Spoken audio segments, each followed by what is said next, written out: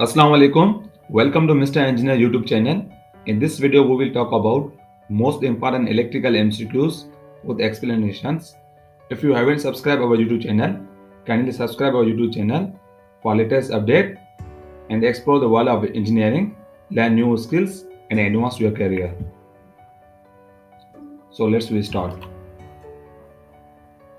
MCQs number 1. The pole shoes of DC machines are fastened to the pole core by option A is welding, option B is soldering, option C is steel clumps, option D is countersunk screws.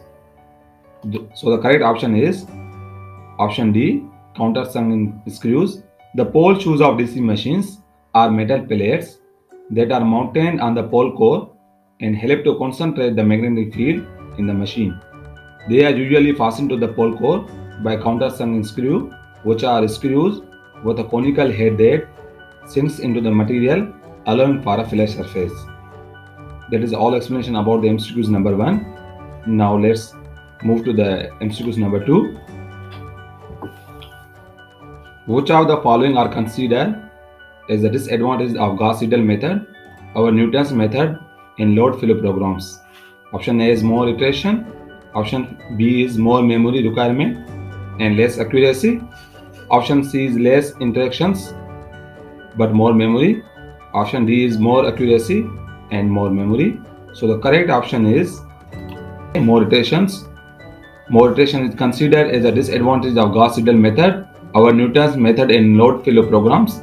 Gauss-Seidel method is an iterative method that requires more iteration to converge to the solutions compared to Newton's method. On the other hand, Newton's method is a direct method that requires less iteration to reach the solution, making it faster and more efficient. Now let's move to MCQ number 3. The quantity Rm, which relates dependent voltage to controlling current, is called transconductance. Option B is maximum resistance. Option C is trans resistance. Option D is limiting resistance.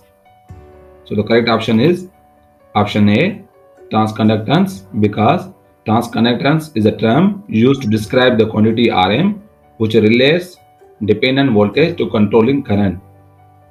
Option B, C, D defines are not terms that relate dependent voltage to controlling current. Now moving towards MCQ number 4, which is for which purpose bundle conductors are employed to a power system? Option A is appearance of the transmission line. Option B is mechanical stability of line. Option C is decrease system stability. Option D is increase the short circuit current.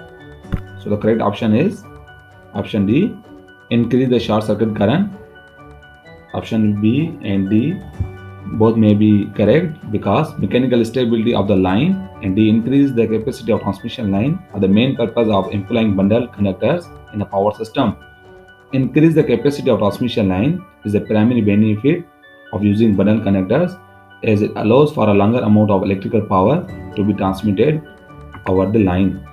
Now moving towards MCQ number 5, which is radio frequency shocks are air cooled. Option A is keep frequency low. Option B is keep inductive reactance low. Option C is keep frequency high. Option D is keep inductive reactance high. So the correct option is C is correct, keep frequency high. So the high because radio frequency shocks are typically air core to increase their frequency capability.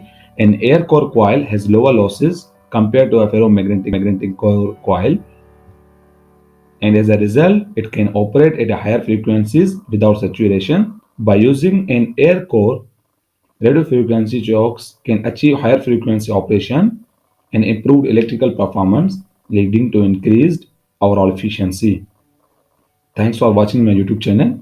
If you want to the more informative videos regarding the engineering, kindly subscribe our YouTube channel. Thanks.